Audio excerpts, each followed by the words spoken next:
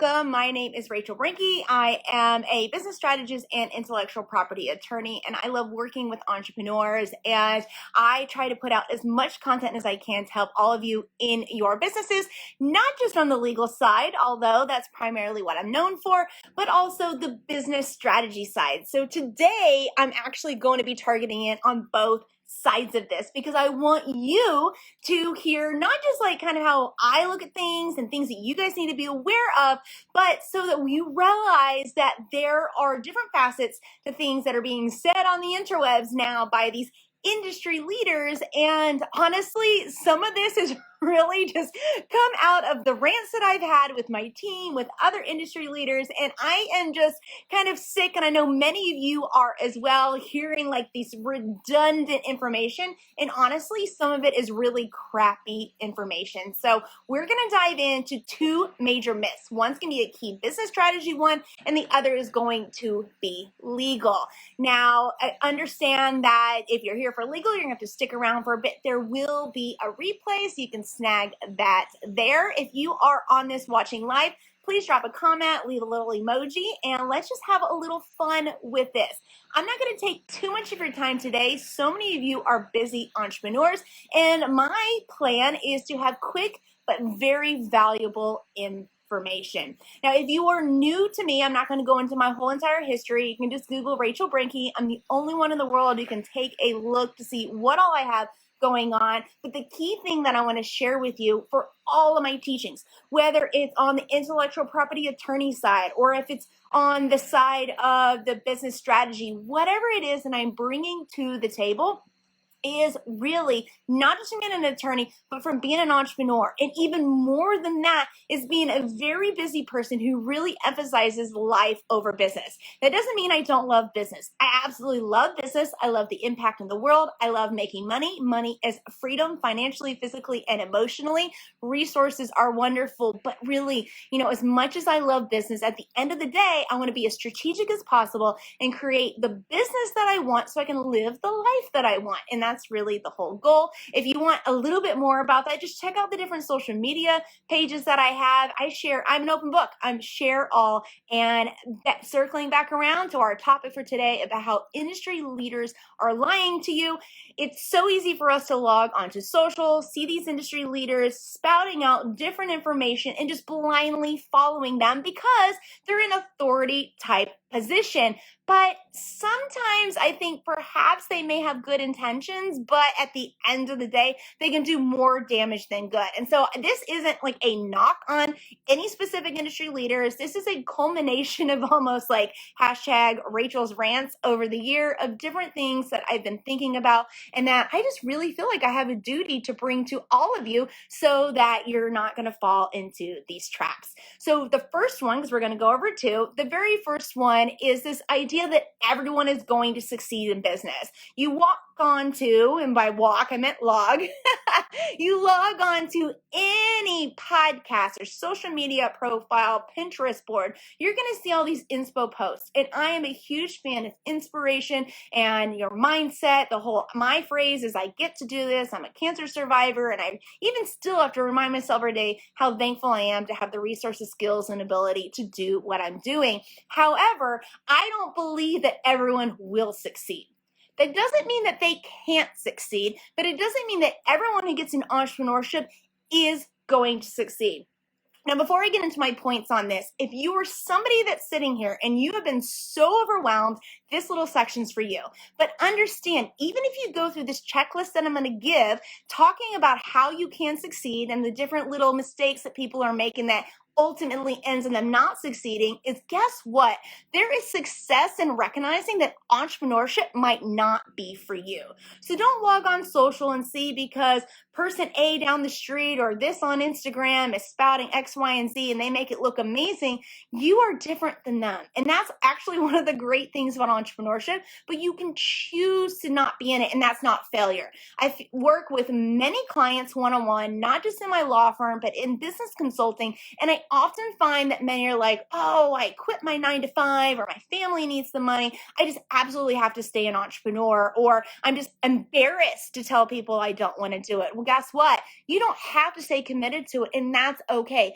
Actually, making the choice after you go through these steps I'm going to share with you is a really good sign of strength, because at the end of the day, and I share about this all the time on social, entrepreneurship is not just for like financial recovery, right? Not just to get money in the door. We want to serve ourselves, serve those around us, and our community. And you're not going to be able to effectively do any of that if entrepreneurship really isn't for you.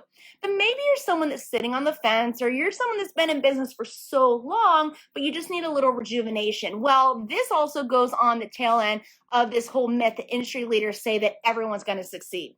Not everyone's going to. They can, but just like I just mentioned, some people decide they don't want to, or they simply don't follow these steps that I'm going to give you.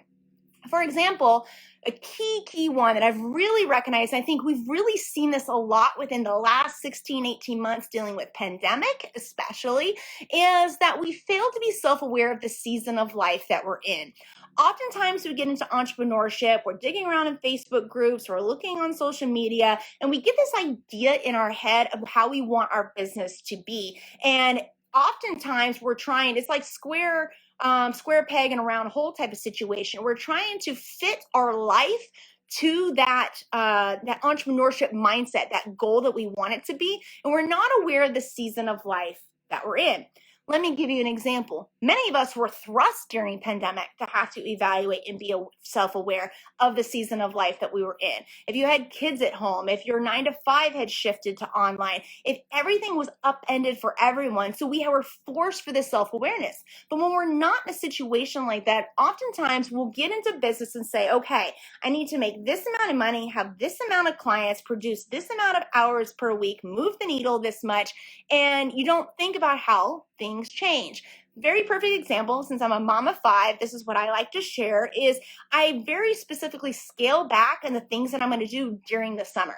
That is a season of life that I just know that I'm not going to be affected to my clients, to y'all, to myself, to anyone, if I'm trying to keep the same amount of work hours in the summer that I'm trying to keep when the kids are home.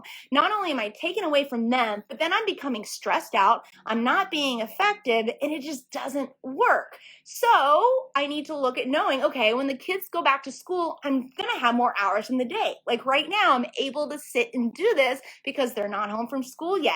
But why is this weird? How is this a myth? How are industry leaders lying to us? Because so many teach, all right, you just got to come up with X number of goal clients you want per month, X amount of money, and you don't change based on the season of life. If I'm working less in the summer, I'm probably going to have revenue that's a smaller amount. So what does that mean? I probably need to offset that with the season, like when the kids go back to school in my example, I'm able to take more sessions, I'm able to do more work, or I can fluctuate my pricing and my marketing to suit those seasons of life. So this is what I'm saying is that yes, you can succeed, but not everyone is going to, for one of the reasons they're not going to identify and be self-aware to the season of life. They're trying to fit into the very specific squares and plans that these industry leaders are teaching and not recognize that sometimes that's just not feasible.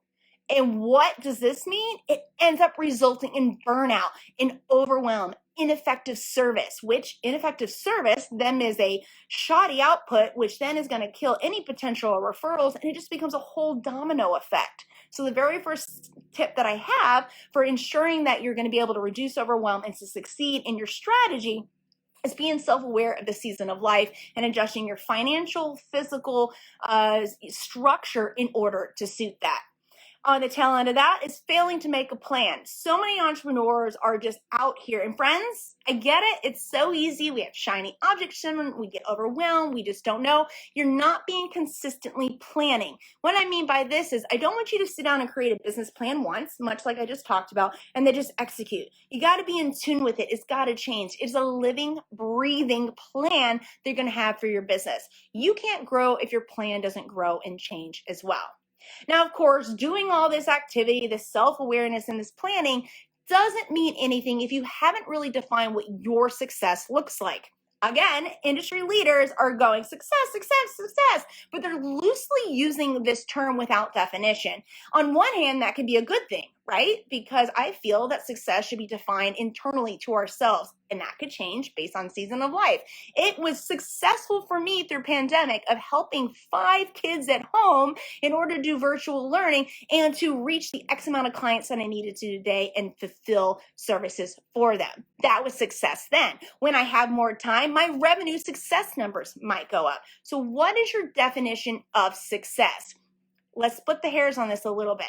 I feel like there's this big, what's the word that I'm looking for? There's like this big outpouring of the term success, success, success. And it's talking about the end goal, that end journey destination that you're looking for. That is success. No, in business, the journey is up and down. We've got highs and lows. We have little successes as we go along the way. So make sure that when you're looking at your plan and the season of life and you're looking for success achievement, you're not trying to reach the end destination in your first year of business or the end destination in a time period when you don't have time to give, like with pandemic, trying to do virtual learning and all this sort of stuff, right? So it's that self-awareness and planning, but make sure you're defining success properly. And this is a big one, and then we'll move on to legal, is outsourcing is not the key to success.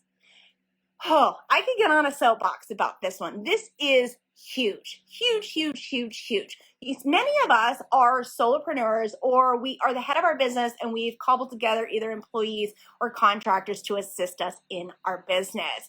And it is so easy, and you hear it. You just log on to any Instagram reel, TikTok, industry leader webinar. They're going to tell you outsource, outsource, outsource. And that's kind of it.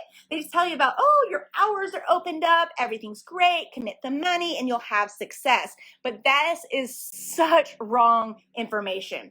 The sliver of truth to it is that yes, to really ultimately be able to scale, to get to that real business and real life that you want to have, your fingers can't touch everything in your business all the time. That is the reality. Unless, stepping back to what we just talked about, unless that's your definition of success. If you're able to reach that definition with just you, great. But if you're really looking for a trajectory of growing and scaling, you're going to have to outsource at some point.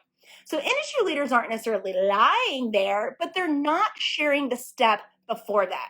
I am a huge, huge, huge proponent in believing that every single entrepreneur, it doesn't matter what industry that you're in, your fingers need to touch every single job in your business before you hand it off.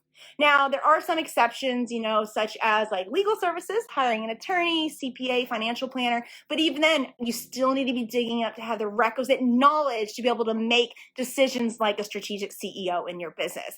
But let me give you an example of what I mean by not just blindly outsourcing, not just blindly abdicating. This is website setup, social media creation and strategy, anything in your business you can think of. There is a large major corporation that is restaurants. Probably almost all of you, if you're US based, you've eaten at one of these restaurants at some point in your life. And I worked for them when I was in undergrad. I was waiting tables in the evenings, had our son at home in the day, plus I was doing cancer treatments and working on growing my business at the time. And one of the things that I absolutely loved was this idea that in order to get to management, you had to work every single position in the restaurant. Didn't have to be necessarily long-term, but you had to be busboy, you had to be chef, prep cook, hostess, server. You had to do every single position. Why? Well, it boils down to this. If you just simply walked into a restaurant or walked into your business and all of a sudden you're the head and you're outsourcing it all, you're not going to have the appreciation for what goes into it. You're not going to be able to strategically lead the people that are in those positions. You're not going to be able to effectively hire for those positions, and you're not going to know how to make decisions needed. And then also, what if they don't show up one day? What if the dishwasher doesn't show up and you don't know how to run the dishwasher in a restaurant? Sounds a little funny. If you ever worked food service, you know what I'm talking about. Those things are crazy. All these buttons, it's a lot going on. But let's relay that to our business as well. If all of a sudden you have been having someone manage your Facebook ads for you and they don't show up, they quit, God forbid they get sick, or they just fall off the face of the earth, how are you going to carry on? Are you going to have to run around, try to hire someone else? You need to be able to, in the interim, be able to do the positions. Another example with the Facebook ads thing, with you don't want to just abdicate and pass it off. Real life example. This just happened to me lately.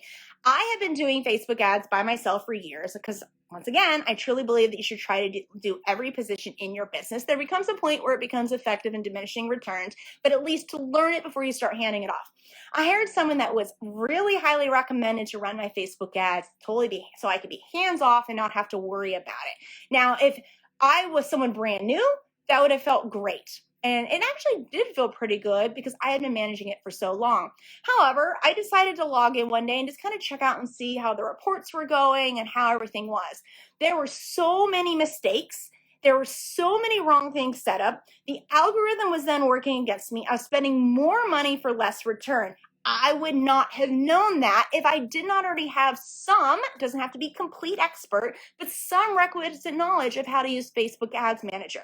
I would have been blindly still paying that person thousands of dollars and not getting anything in return. In fact, actually hurting me and hurting my reputation with Facebook through the way that the ads were set up.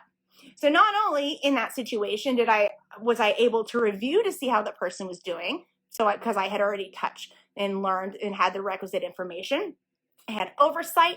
I could then now expertly hire in the future, and I was able to maintain them in the meantime while I found somebody else. So if you're in one of those positions where you're looking to outsource, if it's editing or social media or whatever it is, make sure that you've done the position.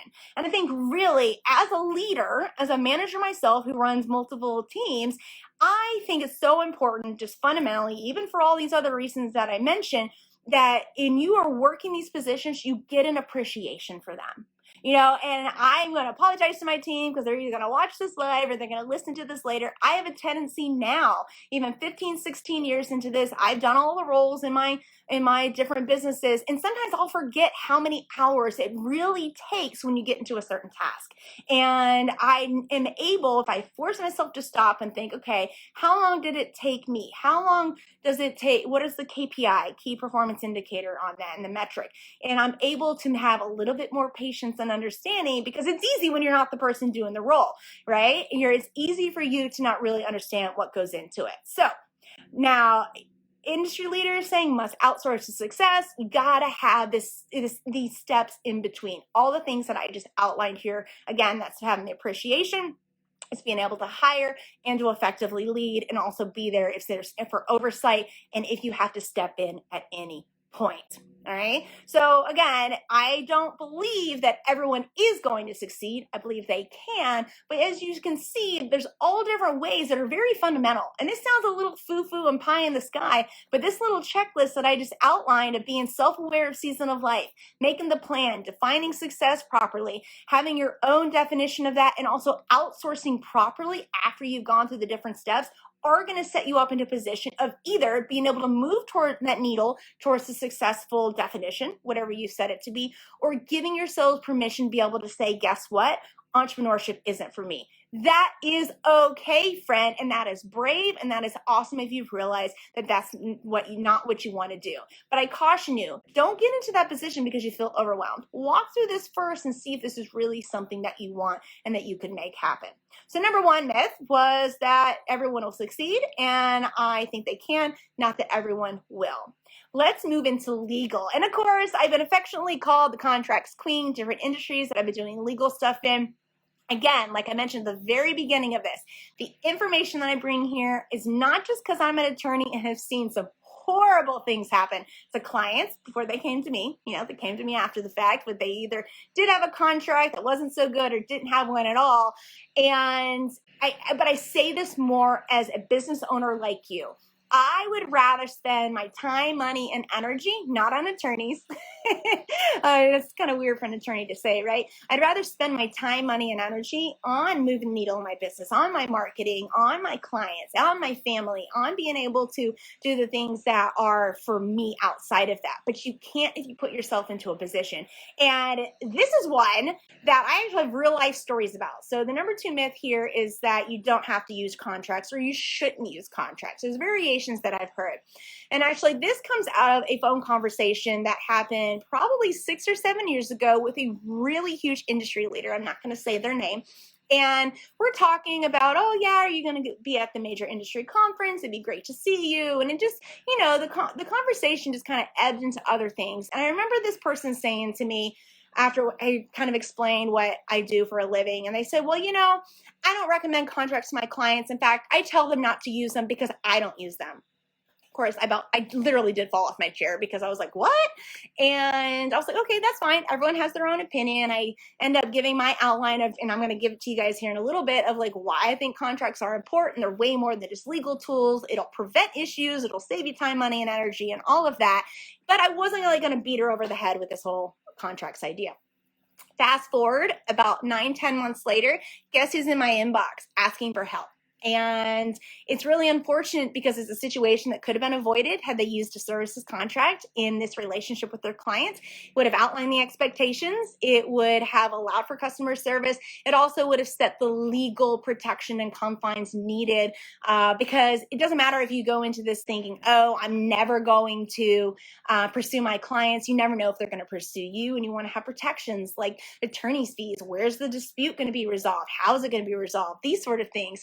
And they came to me and were like, okay, I need your help. And it ended up costing a lot more money than they had one in the first place. Now, what absolutely, like, even now as I'm talking, I can feel my lungs like restricted. I'm like, oh, because why? It just is so scary to think that an industry leader was in these classes, major industry conferences, sharing, you don't need one, you don't need this. If you just have good customer service and a good client guide, you're good to go. Or use terms and conditions, which, by the way, friends, terms and conditions can be a contract, right? As long as it meets the requisite elements of a contract. So I just caution all of you, if you're hearing these industry leaders who are not attorneys, who have never run into a situation before, because I'm always known for saying this, you never have an issue until you have an issue. Don't fall into the trap that simply because they're an authority leader who are probably really, really good on teaching pricing and structure and marketing, but don't listen to them on the legal stuff, and you don't even have to believe me. I would like to think that I'm an industry leader here.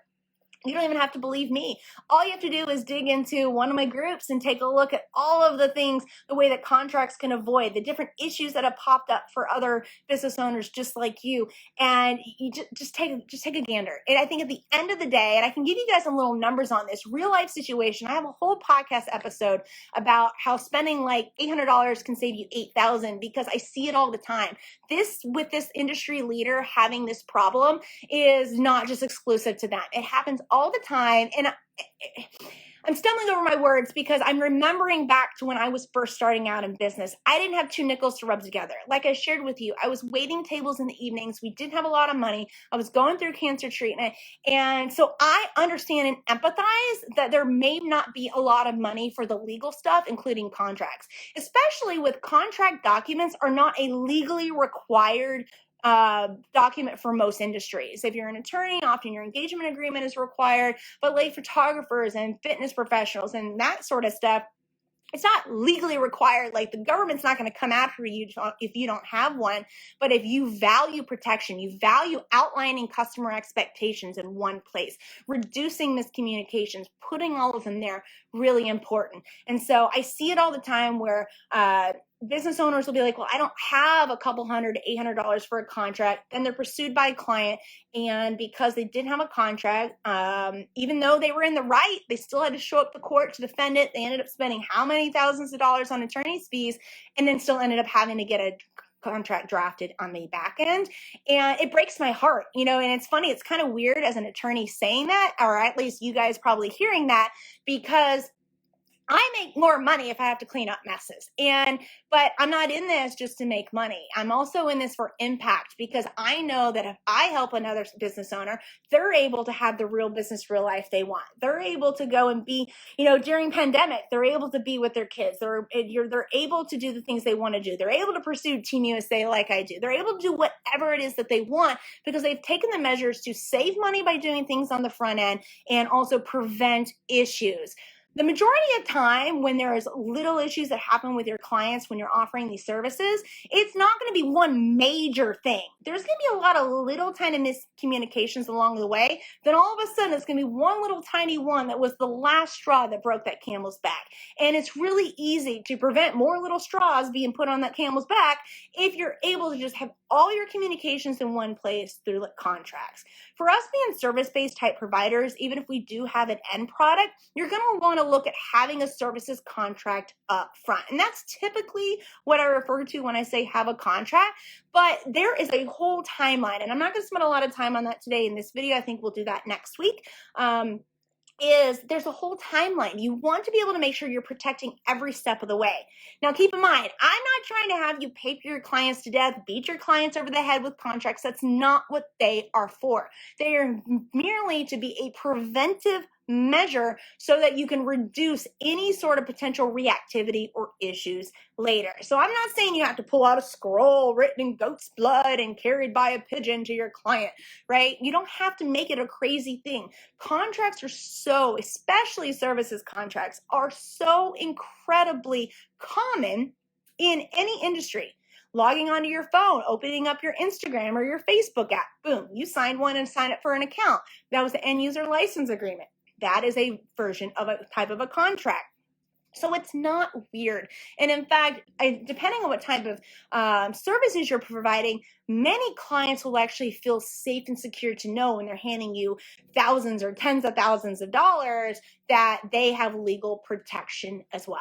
And so just keep that in mind, that when you have these industry leaders, and I see it a lot, I gave you the story from like 7 years ago. There was even some in the last few months, saw it during pandemic, and just know, I never really can think of a situation where not having like a services-based contract is a good course of action. Now, keep in mind, and I kind of dropped this nugget earlier, if you're doing what's called terms and conditions, that's still a contract so long as you have the requisite requirements, right, for a valid contract. If it's through email, it could be a contract. If it's oral, it could be a contract, depending on what the services are, the amount of money, where you live. But for me, my biggest encouragement to you is have one very specific services contract, have everything in one four corners so there's no miscommunication, no misunderstanding, no issue with your clients.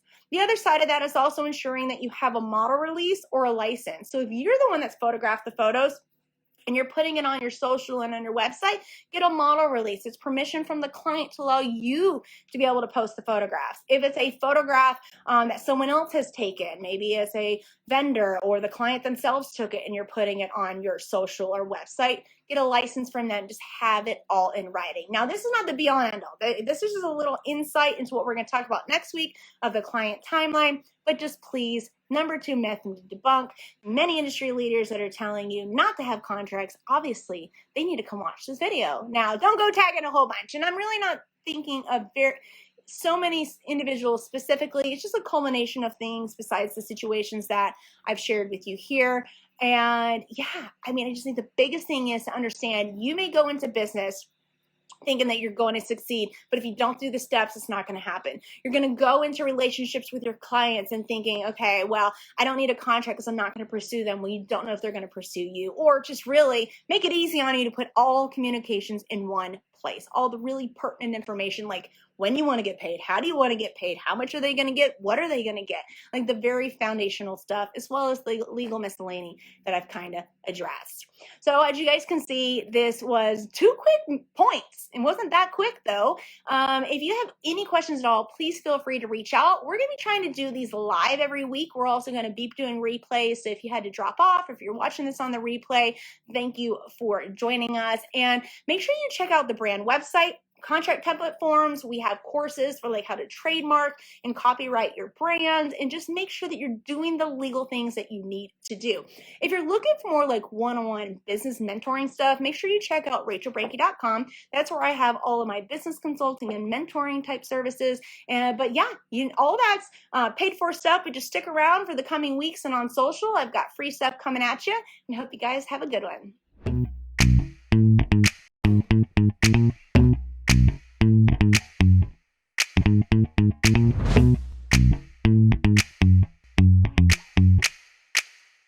Thank you.